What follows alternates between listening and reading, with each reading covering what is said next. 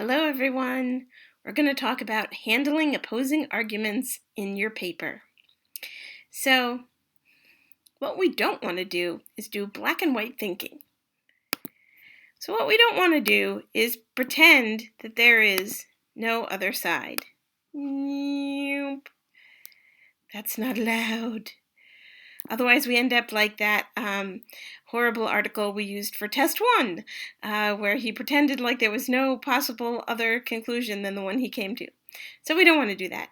Instead, what we want to do is acknowledge the opposing arguments. This one gets a smiley face. Okay, that makes a more sophisticated paper. Of course, to do this, first you have to know the main arguments of the other side. Duh. I get to say that because I grew up in the 80s. Okay, so once you know the main arguments of the other side, you have two choices as you mention them, which you're going to do because that has a smiley face. You can concede a point. So you might know the word concede from playing sports, because in sports it means to declare the other team the victor before the game is done. It's raining and you're beating us by 50 points. I'm just going to concede. Okay. Or, there's no way you can possibly beat me at this chess game, so instead of chasing your pawn around for the next 2 hours, I'm going to concede. All right. But if you want to go all dictionary, to concede means to acknowledge it's true, to admit. So that's what it means in the paper, okay? When we do this in our paper, we're saying, you're right, but just about this part. Okay. Your other choice is to refute the point from the other side. Of course, in this case, you're saying, you're wrong, and here's why. And when you refute, the other arguments are the bowling pins, and you knock them down with your logic and evidence. To refute means to prove to be false. So let's look at an example, and I'm going to make myself disappear so that you can see it better. Let's see. Oh, I'll just go up, actually. I'm up. Okay. So here's something I wrote after reading an article in the newspaper. We should focus more on reducing the release of methane in our climate change policy than carbon dioxide. Of course, carbon dioxide is the greenhouse gas released in the greatest amount. Oop, I just gave something to the other side.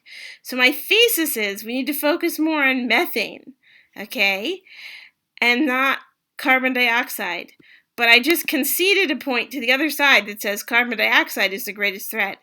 By admitting that carbon dioxide is what's released in the greatest amount, I conceded. I don't know if I can spell right with this. We'll see.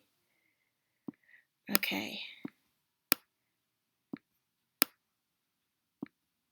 Woohoo! It would probably help if I had a mouse. But methane is 84 times more potent than carbon dioxide for the first 20 years after it's released. I got that from the Environmental Defense Fund. So that means that even though there's less of it, for the first 20 years, the molecules actually reflect more heat back on the Earth per molecule. All right, that's what I learned reading the news. Methane is released by many natural processes, but also by livestock farming, the burning of coal and natural gas, the combustion of biomass, and the decomposition of organic matter in landfills. Look at my beautiful, perfect citations. I also checked the Encyclopedia Britannica when I said about writing this example. All right. To date, most of our efforts at reducing landfills have focused on recycling. So remember, methane comes from the decomposition of organic matter in landfills and other things. Massachusetts towns now collect recycling. Utilities are offering the choice of clean energy, and the general consensus is that local authorities are doing as much as they can be expected to do to prevent climate change. So here's someone else's opinion, right? This is a point from the other side. We're doing all we can do at the local town level. Uh-oh, I'm not going to concede this one. I'm going to refute it. However, this is not the case. No, no, no, no, no. No, no, no, no, no. This one I'm not giving them. Composting food waste is the only way to reduce the methane that rises from our landfills. And offering free curbside pickup of compost, as towns in California and Colorado do, is the only way to encourage a large segment of the population to separate their food waste. When food waste is composted, the methane is fixed back in the soil rather than released into the atmosphere. It's imperative that environmental agencies step up their education of the public about composting, and that local governments offer pickup of food waste so that we can reduce our output of methane. Okay, so in this paragraph, I managed to mention points from the other side twice.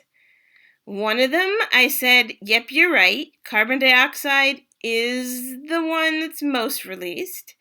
And the other side, I kind of gave the opinion of people who think towns are doing all they can do at the town level and said, nope, I'm not going to accept that. I'm going to refute that point. So you can concede and refute as you're writing. But if that's a little difficult, another thing you might want to do is to make a specific paragraph about knocking down some of the arguments from the other side, and that is a totally fine way to do it. So you might have 3 points supporting your side and one paragraph where you show that the arguments on the other side are mostly junk. And why? Okay. All right, so if you need to, do it separately if you're not at the point of integrating it in. But what you don't want to do, and this is the most important point again, is we're not going to be black and white and pretend there is no other side. You're going to acknowledge the opposing arguments somewhere in your paper. Thank you very much.